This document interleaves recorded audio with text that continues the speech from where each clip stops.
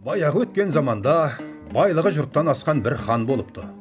Бұл ханның ұлы болмапты. Жалғыз-ақ ай десе аузы, күн десе көзі бар Қаншайым атты бір қызы болыпты. Қыздың сұлулығы сондай, қараған адам есінен танып қалады екен. Күндердің бір күнінде Қаншайым қыз 40 қыз нөкерімен сейіл құрып суға түсуге барады. Суға түсіп бола берген кезінде Қаншайымды көктен бір қара құс келіп көтеріп алып кетеді. 40 қыз шулап қала береді. Бірнеше күнге дейін ханға естіртуге ел жұрт бата алмайды. Bir ақсақалды шал келіп естіртеді. Хан есінен танып, тағынан құлап түседі. Ел жұрты кетіп, тыныштық үйде хан есін жиып, бақсы балгер қожа молда жинайды. Қызды олардың бірі де біле алмайды. Бәрінен де жәрдем болмайды. Тек ханның уәзірі Назар келіп, ханмен ақылдасып, былай дейді: мұхиттың ар жағында балықшы Сәлім деген бар. Оның 7 өнерпаз баласы бар. Bir тапса солар табады. Жаныма 500 әскер қосып беріп, темірден кеме соққызда мені соған жібер. Хан табанда барлық айтқан керегін дайын қылып, бас уәзірді аттандырады. Назар сумен жол жүріп, бір айда аман сау мұхит теңізінің ар жағындағы Сәлім шалға жетеді. Барса, 7 өнерпаз балалары жоқ, шалдың өзі ғана отыр екен. Сәлім шал әскермен келген Назардан қорқып кетеді. Назар уәзір Сәлім шалға мән жайының бәрін баян етеді. Ханның алтын мөрін басып, өтініп жазған хатын береді. Әдейі іздеп келгенін айтады. Сол арада Сәлім шал балаларын шақырып алып: айлық, алыс, шет жерден сендердің өнеріңді естіп жетіпті. Нәсіп болса, барыңдар. Егер тапсаңдар, дүние мүлкімен қызым береді. Өнерді ішке сақтамай, сыртқа шығарыңдар, дейді. Сонымен 7 өнерпаз ханның бас уәзірі Назарға еріп жүреді. Бұлар бірнеше күн жол жүріп, 1-2 күн қалғанда сүйінші сұрауға Назар ханға бір кісі жібереді. Ол барып сүйінші сұрағанда хан аямай сүйінші беріп, алдынан 500 ошақ қаздырып той жасайды. Аман сау 7 өнерпазды алып Назар да келеді. Хан 7 өнерпазды көріп қатты қуанып, бала қайғысының бәрін ұмытқандай болады. Бірер күн тыныққан соң, хан қасына 7 өнерпазды ертіп, баяғы қызды көтеріп әкеткен Қарақұстың қасына келеді. Қарақұс қызды алып аспанға ұшады. 7 өнерпаздың ішіндегі үлкені аспанға ұша біледі екен. Барлығын сол бастап қызды көтеріп ұшқан Қарақұстың көлеңкесіне түсіп қуады. Бұлар көкте 7 күн 7 түн ұшады. 8-ші күн дегенде құсты көреді.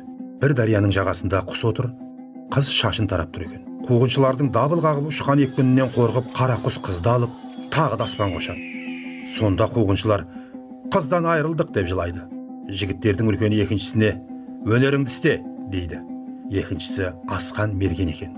Құстың 2 қанатын көздеп атқан оғы оның 2 санын жұлып түседі. Аспанда шыр айналып келіп, қыз суға түскенде үшіншісі сушыл екен. Суға сүңгіп, қызды алып шығады. Қыз жұтқан суын қайта құсып аман түрегеледі. Болар енді судан құрғаққа шыққан кезде бір үлкен айдаһар бәрін лебімен жұтып барады екен. Енді бұлардың 4-шісі асқан ұста екен. Қолындағы 2 тасын бір-біріне соғыстырып қалғанда 5 шақырым жерден қорған соғылады екен.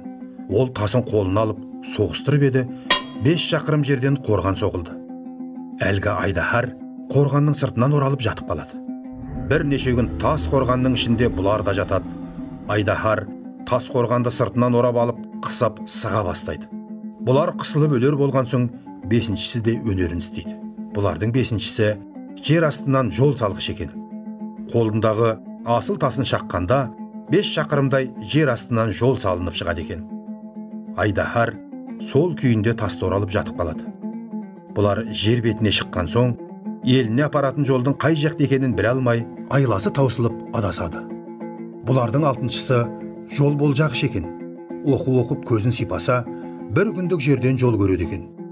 6-шысы өнерін істеп, 1 күндік жердегі жолды табады. Бірақ өздері арып ашып шаршаған, жаяу жүре табандары тесілген, тамақтары және жоқ, аш әлсіреп қалады. 7-шісі тағам жасағыш екен. Қойнындағы бір асыл табағын алып, жолдастарын күніне 3 мезгіл тамаққа тойдырып отырады. Бұлар бірнеше күн жол жүріп, ханның ауылына жетеді. Бәрі де аман. Қаншайым қызды да аман алып келеді. Сонан соң хан ат шаптырып той істейді. Ел жұрты болып 7 өнерпазға қатты риза болады. Хан 7 өнерпазға риза болғандықтан: қызымды біреуің жолдас қылып алыңдар, дейді. Сонда тұрып, жеті өнерпаздың ең үлкені: бәрімізде істеген өнерімізді айтып өтелік. Қайсымыздікі артық болса, сол алсын дейді. Хан мақұл көреді. Сонда ең үлкені тұрып: бұл қызға менің істегенім бәрінен басым. Мен болмасам, бұл қыз жоқ еді, деп жеті күн қарақұстың ізімен аспанда ұшқанын айтады. Сондықтан қыз маған тиісті, дейді ол.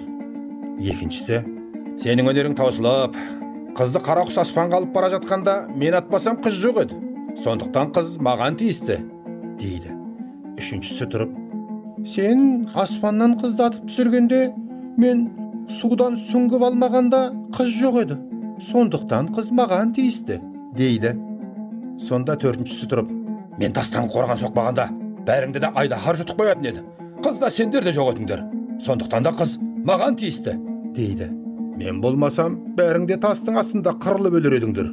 Сондықтан қыз маған тиісті, дейді бесіншісі. Алтыншысы тұрып: бәріңде жол таба алмай адасатын едіңдер. Бұларды адастырмай жол тауып берген мен емес пе? Қыз маған тиісті, дейді. Ақырында жетіншісі тұрып: менің табағымнан аш жемесеңдер, бәріңде аштан өлер едіңдер. Сондықтан қыз маған тиісті, дейді. Бәрі де өздерінің өнерін айтып, ханға жүгінеді. Хан білгіштерін жинайды. Сонда бір қария тұрып: бұл жетеуінің бәрінің де өнері бірдей. Бірақ қызды сүңгуірге қосыңыз. Өйткені ол қызды басқалардан бұрын барып құшты ғой. Қалған алтауына 6 ханның қызын әперіп, 6 жерге уәзір сайлаңыз, дейді. Хан қызын сүңгуірге қосып, қалған алтауына 6 ханның қызын әперіп, 6 елді билетіпті. Сөйтіп жеті өнерпаз мұратына жетіпті.